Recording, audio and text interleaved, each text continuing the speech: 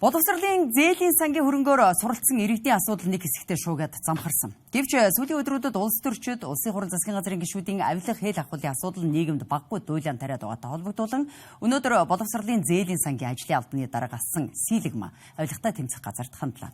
Тэрээр хууль зүйн дотоод хэргийн сайд инх баяр, гадаад харилцааны сайд Батцэцэг нарыг боловсролын зээлийн сангаас зээл авах болон чөлөөлүүлэхдээ журам зөрчсөн гэх баримтуудыг аль биесээр хүлээлгэн өгчээ.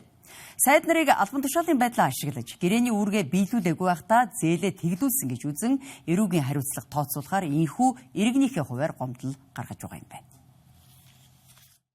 Анх сонгон шалгаруулсан үед нь буюу инквайр сайдыг 2007 оны боловсролын сайдын 292 дугаар жишээлээр суралцсан байдаг.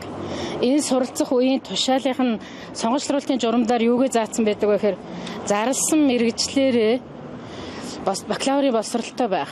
2-оос доошгүй тэр мэргэжлэрээ ажилласан байх. Гэтэл инквайр сайдыг Америкийн нэгдсэн улсад Хойд Виржиниагийн их сургууль бизнесийн удирдлагын мэргэжлэр суралцуулах тушаал гарсан байдаг.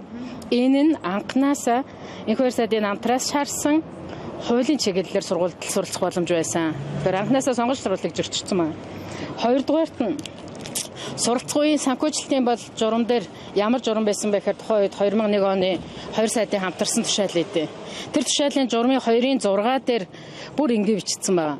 Суралцагчаас суралцах үеийн гэрээ сургуулиас ирсэн бичиг баримтыг үндэслээд сургуулийн дансанд нь сургалтын төрийн сангаас хийнэ гэв. Гэтэл инквайр сайдын хувьд за миний бүрэг баталгаатай харж исэн баримтаар 2008 онд 4 сард сургуулиас нь нэг захиа ирсэн байдаг.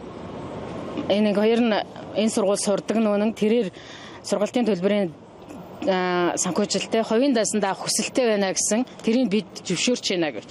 Тэгээд 4 сарын 16-нд нэг ийм захиа ирээд 4 сарын 25-нд зээлийн сангаас инквайр сайдын хувийн даасруу мөнгө шилжүүлсэн байдаг.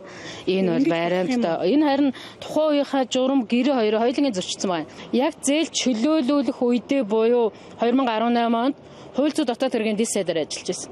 Тэгэхээр эн чинь гэрээ журмын бүх заалтыг анхнаасаа сонгон шалгаруулах үедээ ч суралцах үедээ ч зээлийн гэрээгээ тэглүүлж дуусгар болох үедээ ч албан тушаалаа ашигласан байх магадaltaй байна л гэж үзэж байна. Батцэг сайдаар мөн ёс зүйн хариуцлага болон иргэн төлөх зээлийн иргэн хүүтэй иргэн төлөвлөж эрүүгийн хариуцлага тооцоолох хүсэлтийг өгч байна. Боловсролын зээлийн сангийн санд одоогоор 1100 гаруй хүний нийтдээ 130 орчим тэрбум төгрөгийн зээлийг үндэслэлгүйгээр тэгэлсэн байж болзошгүй асуудал байгааг ажлын албаны дарга асан Сийлэгма сануулжээ. Мөн тэрээр сайд нарын хууль бус үйлдэлийг илчилсэний төлөө удирдлагуудын зүгээс шахалт ирсэн учраас ажлаа хүлээлгэн өгч иргэний зүгээр авилгатай тэмцэх газарт хандаж байна гэдгээ тайлбарласан байна.